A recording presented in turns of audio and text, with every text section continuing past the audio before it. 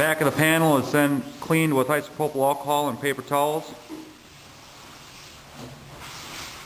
Then we mark the back of the panel to match the layout of the studs. This will give us direction on where to apply the 94 primer and the VHB.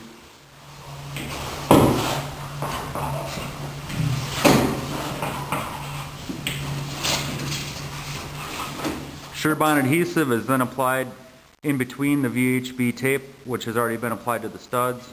This is usually taking place at the same time that we are priming the back of the panel.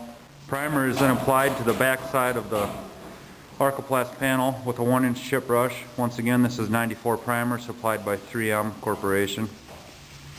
This is applied in the same sequence and direction that the VHB was applied to the metal studs. Placing a wall liner onto the metal studs.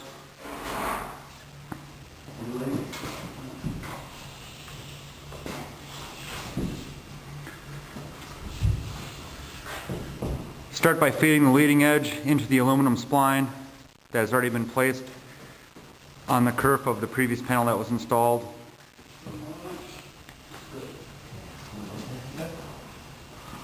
Panel is then slid in to the aluminum spline until it is tight.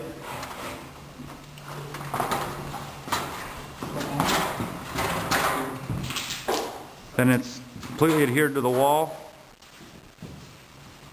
Additional adhesive is applied to the flange of the metal stud from the back side of the wall.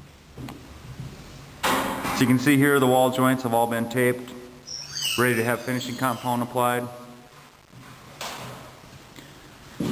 Windows and doors have also been plasticed off with poly sheeting and tape to prevent any dust from entering the room during the application of the finishing compound.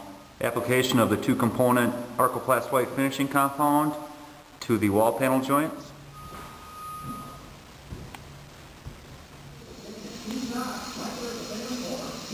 Tooling of the finishing compound in the interior corner of the wall liners. It's done with a round measuring spoon. Striking off the wall panel joint with a plastic credit card.